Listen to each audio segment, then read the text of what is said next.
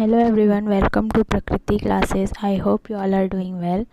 तो दोस्तों, आज के इस वीडियो में हम बात करेंगे हिंदी की, जिसमें से इकाई 1 वर्ण विचार में व्यंजन के बारे में आज के इस वीडियो में हम पढ़ेंगे। तो चलिए स्टार्ट करते हैं आज की क्लास। जो भी नए हैं वो इस चैनल से जुड़ सकते हैं ताकि आपको डेली ऐसे ही वीडियोस मिलती रहें। तो चलिए शुरू करते हैं कि व्यंजन होता क्या है। तो व्यंजन होता है एक परतंत्र वर्ण। यह स्वतंत्र वर्ण नहीं होता, क्योंकि यह स्वरों की सहायता से बोले जाते हैं। जिनका उच्चारण स्वर की सहायता से होता है व्यंजन कहलाते हैं। जैसे आप क बोलेंगे तो क के साथ अ भी जुड़ा हुआ है, इसीलिए यह परतंत्र वर्ण कहलाता है। बिना किसी स्वर के व्यंजन का उच्चारण संभव नहीं होता। और हिंदी व्यंजन वर्णों की संख्या होती है 33, जिनको निम्नलिखित 3 श्रेणियों में विभाजित किया गया है, जिसके बारे में हम एक एक करके चर्चा करेंगे। तो सबसे पहला होता है स्पर्श व्यंजन। स्पर्श व्यंजन में क वर्ग से प वर्ग तक सभी 25 व्यंजन स्पर्श है। इनका उच्चारण क्रमशः कंठ, तालु, मूर्धा, ओष्ठ आदि स्थानों के स्पर्श से होता है। इस कारण इन्हें स्पर्श व्यंजन कहते हैं। इन्हें वर्गीय व्यंजन भी कहते हैं, क्योंकि यह उच्चारण स्थान की अलग अलग एकता लिए हुए वर्गों में विभक्त है। इन्हें 5 वर्गों में रखा गया। सबसे इम्पोर्टेंट यही है। इसमें से आपको किसी भी वर्ग से कुछ भी पूछा जा सकता है। तो प्रत्येक वर्ग में 5-5 व्यंजन हैं। प्रत्येक वर्ग का नाम पहले व्यंजन के अनुसार रखा जाता है, जो इस प्रकार है। व्यंजन होते हैं आपके 25। तो देखिए, सबसे पहले आता है क वर्ग में। क वर्ग में यह कंठ व्यंजन कहते हैं इसे, जो आपके कंठ से निकलती है। इसमें आता है क, ख, ग, घ, अंग। फिर आता है च वर्ग। इसमें च, छ, ज, झ, ञ, यह तालव्य व्यंजन कहलाती है। फिर ट वर्ग, ट, ठ, ड, ढ, न, यह मूर्धन्य व्यंजन होती है। फिर आता है त वर्ग। इसमें आता है त, थ, द, ध, न, यह दंतव्य व्यंजन होता है। फिर आता है प वर्ग। इसमें आता है प, फ, ब, भ, म, यह आपके ओष्ठ से निकलती है, इसलिए इसे ओष्ठ व्यंजन कहते हैं। फिर आता है ड और ढ, यह होता है द्विगुण व्यंजन। यही सारी चीज़ें बहुत इम्पॉर्टेंट है। फिर आता है सबसे जो पंचम नासिक व्यंजन कहलाता है, उसे कहते हैं अंग, य, ण, न, म आदि। फिर आता है अंतस्थ व्यंजन। अंतस्थ व्यंजन में आता है य, र, ल, व। यह एग्जाम में भी पूछा जा चुका है, तो इससे आप याद रखेंगे। य, र, ल, व अंतस्थ व्यंजन है, और यह स्वर व्यंजन के बीच स्थित होता है, जो जीभ, तालु, दांत और होठों के परस्पर सटाने से उच्चारित होते हैं, किंतु कभी भी पूर्ण स्पर्श नहीं होते हैं। आप खुद इसका उच्चारण करके देखिए, आपको खुद समझ में आ जाएगा। और अंतस्थ व्यंजन को ही अर्धस्वर व्यंजन भी कहते हैं। पाणिनि ने य, र, ल, व को संक्षेप में यण कहा है। ठीक है, तो इसे हम अंतस्थ व्यंजन कहते हैं, य, र, ल, व को। फिर आता है उत्क्षिप्त व्यंजन।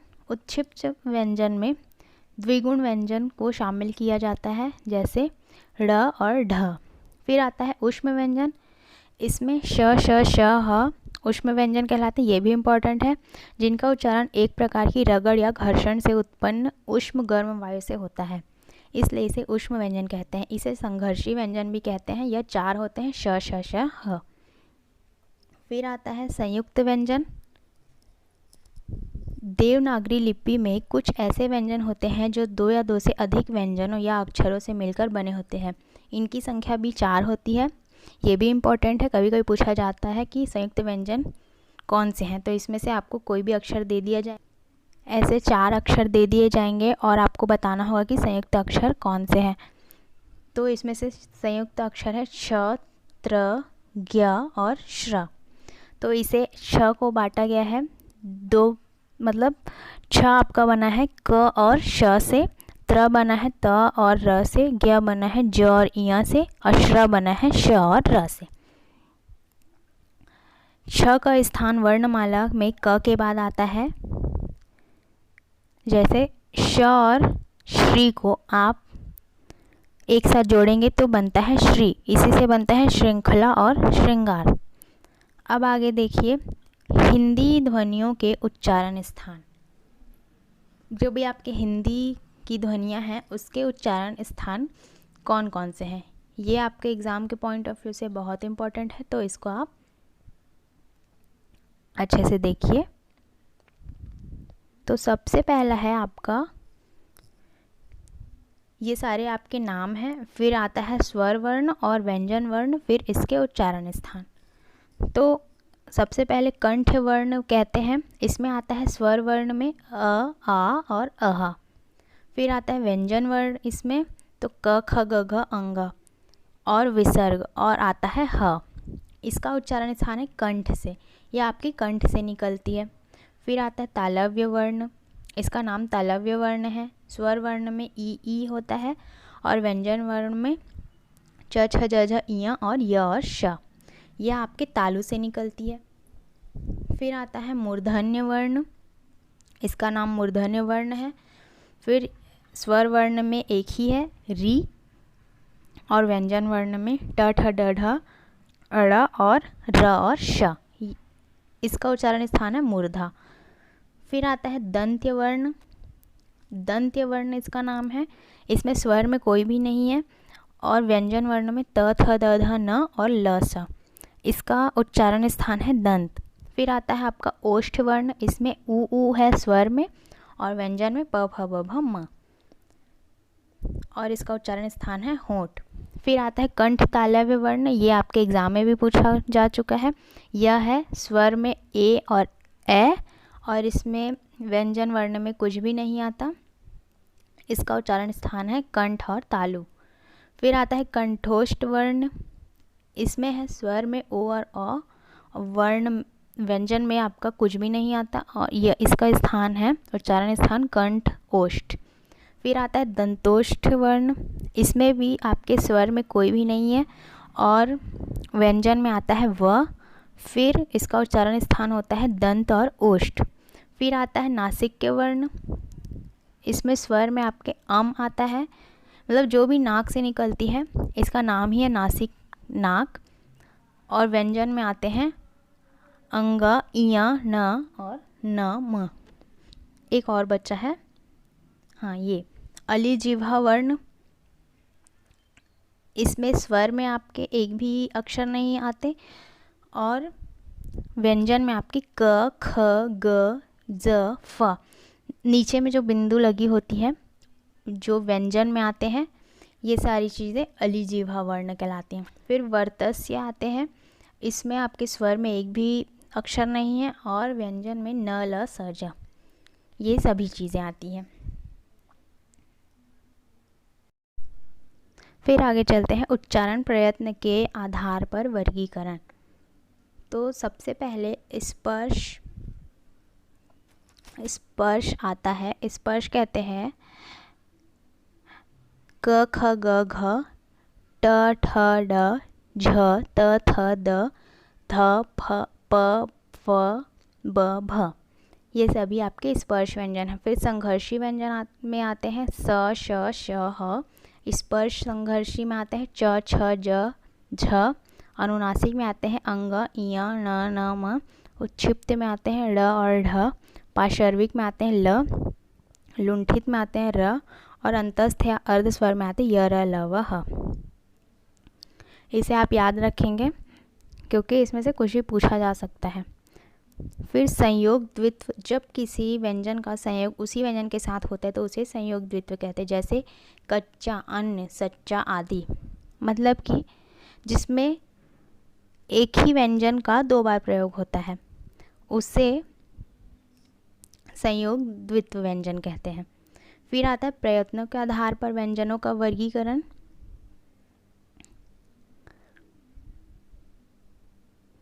इससे आप 3 भागों में बांट सकते हैं। सबसे पहले स्वर तंत्री के श्वास के कंपन के आधार पर, फिर श्वास यात्रा की मात्रा के आधार पर, जीभ अथवा अन्य अवयवों के श्वास में अवरोध उत्पन्न करने के आधार पर। तो सबसे पहले आता है स्वर तंत्री के श्वास के कंपन के आधार पर, इसे 2 भागों में बांटा गया है। तो इसमें से सबसे इम्पोर्टेंट है अघोष ध्वनि और घोष ध्वनि। तो किसी भी वर्ग में आपका जो पहला और दूसरा वर्ण आता है उसे आप अघोष ध्वनि कहेंगे, और घोष ध्वनि में जिस भी वर्ग में तीसरे, चौथे और पांचवे अक्षर में आता है उसे आप घोष ध्वनि कहेंगे।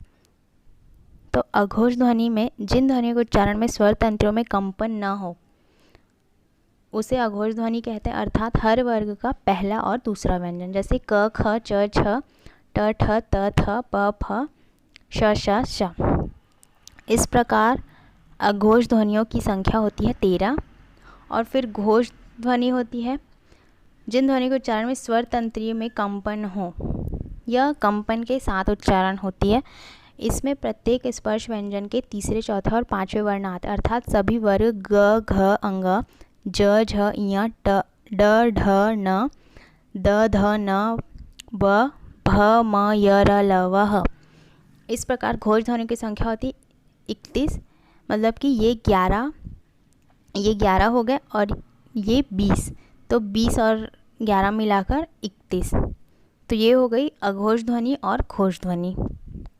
फिर आते हैं श्वास या प्राण के मात्रा के आधार पर। तो उच्चारण में वायु प्रक्षेप या श्वास की दृष्टि से 2 प्रकार के वर्ण माने गए हैं, अल्प प्राण और महाप्राण। तो परिभाषा है इसकी, अल्प प्राण और महाप्राण ध्वनि का संबंध हवा की कमी बेशी से है, मतलब यह हवा की कमी से उच्चारण होती है। तो इसमें आता है अल्प प्राण और महाप्राण।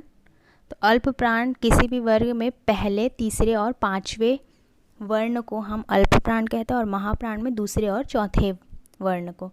तो अल्प प्राण जिन वर्णों के उच्चारण में मुंह से गर्म वायु का प्रक्षेपण कम या एकदम नहीं हो, मतलब इसमें गर्म वायु बिल्कुल नहीं निकलती, साथ ही मुख से हकार की ध्वनि भी न निकले, अल्प प्राण कहलाते हैं, जैसे प्रथम और तृतीय और पंचम वर्ण। अंतस्थ व्यंजन अर्थात क, ग, अंग, च, ज, ञ, ट, ड, न, त, द, न, प, ब, म, य, र, ल, व अल्प प्राण है। मतलब इसमें आप बिना ही मतलब गर्म वायु ना निकले और आप आसानी से इसका उच्चारण कर सके, तो इसे आप अल्प प्राण कहेंगे। और महाप्राण में जिन वर्णों के उच्चारण में मुंह से गर्म वायु का प्रक्षेपण अधिक हो, साथ ही मुंह से हकार ध्वनि निकले, जिसको बोलने में आपको समय लगे, और यह होता है हर वर्ग का दूसरा और चौथा वर्ण, इसे ऊष्म व्यंजन भी कहते हैं हम, जैसे ख, घ, छ, झ, ट, ढ, थ, द, फ, भ, श, श, ह महाप्राण वर्ण है। इसे बोलने में आपके मुंह से वायु भी निकल रही है और हकार की ध्वनि भी निकल रही है, इसलिए इसे महाप्राण वर्ण कहेंगे। तो दोस्तों ये तो हो गई व्यंजन की बात।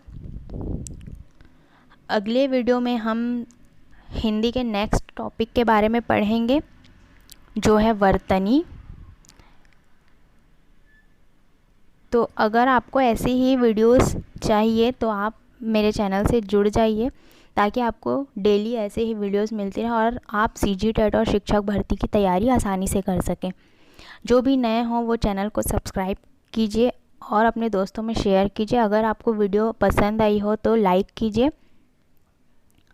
तब तक के लिए मिलते हैं नेक्स्ट वीडियो में। तब तक के लिए thank you and take care.